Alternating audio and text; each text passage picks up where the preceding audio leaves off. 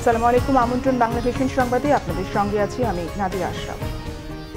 রাজধানীর পুরানো ঢাকার চকবাজারের চুরিহাট্টায় অগ্নিকাণ্ডের ঘটনায় দগ্ধ জাকির হোসেন নামে আরেকজনের মৃত্যু হয়েছে।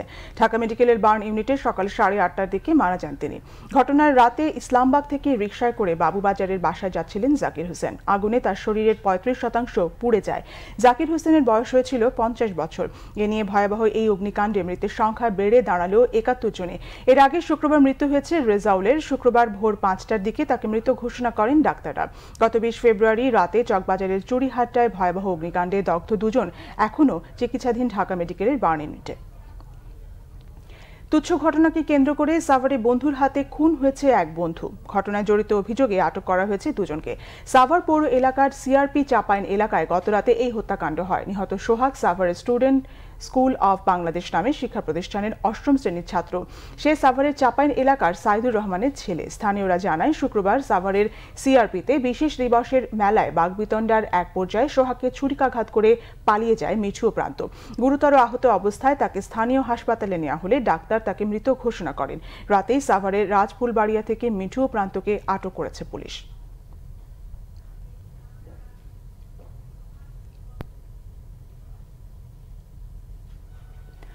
পাবনার ঈশ্বরদীতে ডাকাতির সময় গণপিটুনিতে ডাকাত দলের এক সদস্য নিহত হয়েছে। ঈশ্বরদী থানার ওসি বাহাউদ্দিন ফারুকি জানান, শুক্রবার রাতে 10-12 জনের ডাকাত দল উপজেলার পতিরাজপুর গ্রামের একটি বাড়িতে ডাকাতি শেষে পাশের আরেকটি বাড়িতে ডাকাতির চেষ্টা চালায়।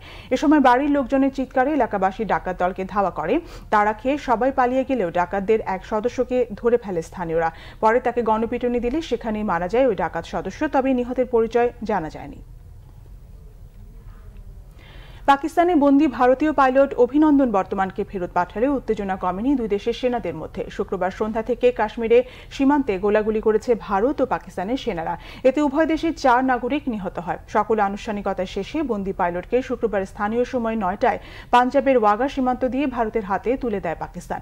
এর আগে সন্ধ্যায় কাশ্মীরের নিজ নিজ নিয়ন্ত্রণ রেখায় শুরু হয় দুই দেশের সেনাদের গুলি বিনিময়। ভারত নিয়ন্ত্রিত জম্মু কাশ্মীরের সালতোরি, মানকোট, বালাকোট ও নওশেরা এলাকাতে পাক সেনারা গোলা করে বলে জানান ভারতের প্রতিরক্ষা মন্ত্রণালয়ের মুখপাত্র লেফটেন্যান্ট কর্নেল দেবেন্দার আনন্দ।